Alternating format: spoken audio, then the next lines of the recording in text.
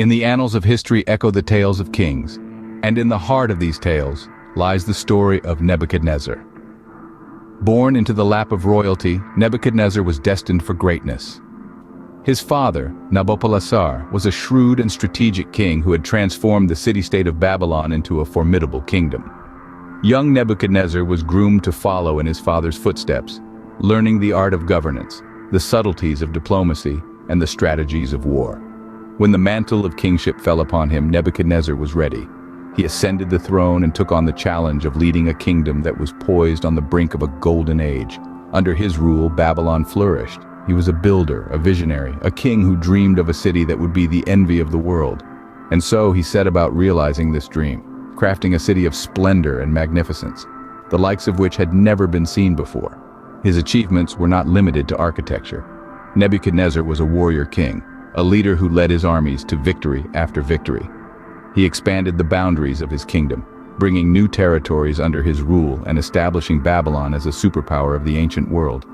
His prowess in battle and his strategic acumen were unmatched, earning him the respect and fear of his contemporaries. Yet his authority was not just based on military might. Nebuchadnezzar was a king who understood the importance of culture and learning. He encouraged the arts and sciences, making Babylon a beacon of knowledge and innovation. His reign was marked by prosperity and progress, a golden age that would be remembered long after his time. But beneath the glittering surface of his reign, something was brewing, a pride so profound it would challenge the very heavens.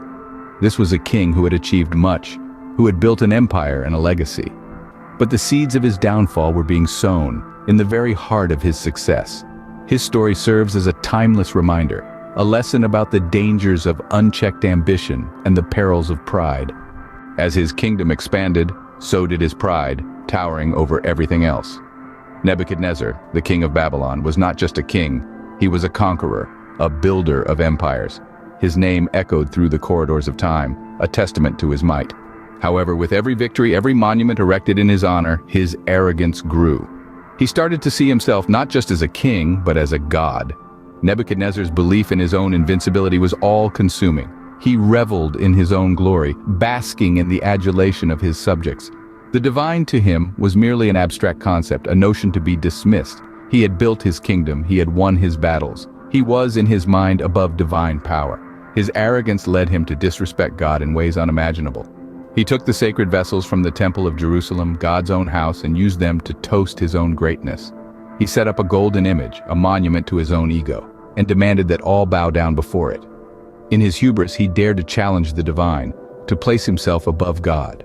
There were signs, warnings that his path was leading him astray. One such instance was the dream of a great tree, a dream that foretold his downfall.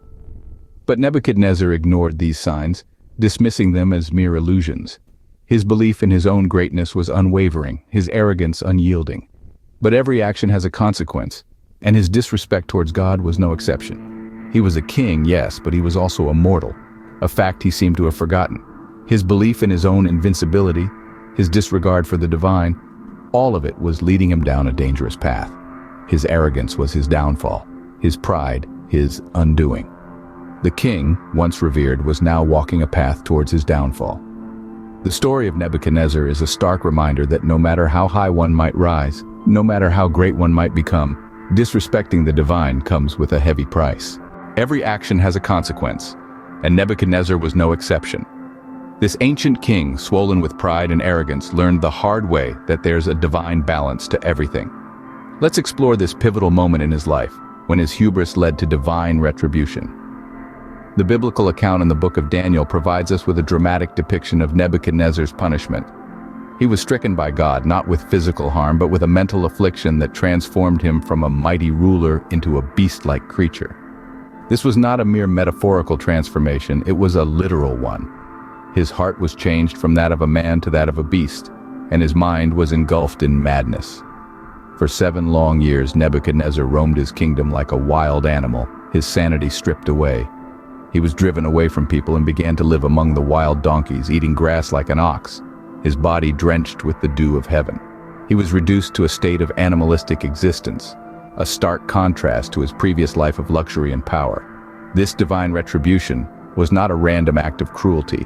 but a calculated response to Nebuchadnezzar's pride and disrespect towards God. It served as a potent reminder that no matter how powerful a king might be, he is still subject to the laws of the divine. The king's transformation was a physical manifestation of his internal state, his beastly pride and arrogance. Yet even in this state of madness, Nebuchadnezzar was not abandoned. God, in his infinite wisdom and mercy, used this punishment not only as a means of retribution, but also as a way to teach the king a valuable lesson. It was a harsh lesson, but one that was necessary for Nebuchadnezzar to truly understand the error of his ways. The once mighty king was brought to his knees, not by another king, not by an army, but by his own pride. Just as the tallest tree can be felled by the smallest axe, so too can the mightiest king be humbled by his own arrogance. Nebuchadnezzar's story is a stark reminder that pride comes before the fall, and that divine retribution waits for those who disrespect the laws of God. In the depths of his misery, Nebuchadnezzar found a truth he had long forgotten. This was a truth that was not etched on golden tablets or inscribed on the towering walls of his palace. It was a truth grounded in humility, in the acknowledgement of a power greater than his own. Nebuchadnezzar, the once mighty king, had been brought low, his sanity stripped from him. He lived like a beast, his mind clouded and his heart filled with despair. But it was in this state of desolation that a spark of understanding began to flicker within him. The realization of his arrogance, his hubris, began to dawn on him. In the quiet isolation of his madness, he understood the grandeur of his mistakes. He saw how his pride had blinded him, how his ego had led him astray. He saw the vastness of his folly, the enormity of his disrespect towards God. It was a bitter pill to swallow, this knowledge of his own fallibility, but swallow it he did. And with this understanding came repentance. It was not an easy path to tread, this road to redemption. It was a path strewn with regret and remorse, but Nebuchadnezzar trudged on with a determination that was born of his newfound humility. His sanity returned to him slowly but surely. His mind, once muddled and confused, began to clear.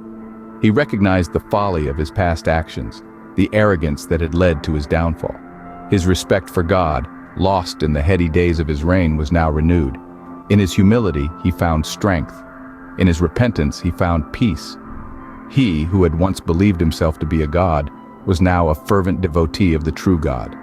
His spirit, once filled with arrogance, was now filled with a deep and abiding reverence for the divine.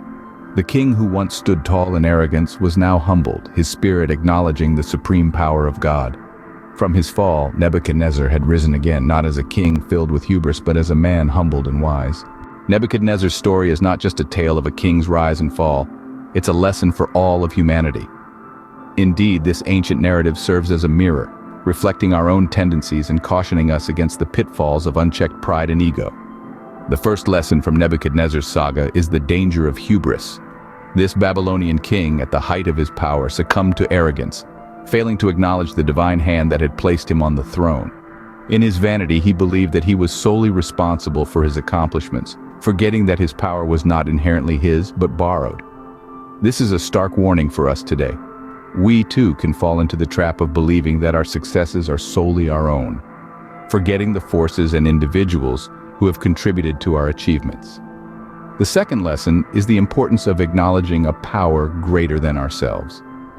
Nebuchadnezzar's story reminds us that no matter how high we may rise, there is always a higher power, a greater force that guides our destiny.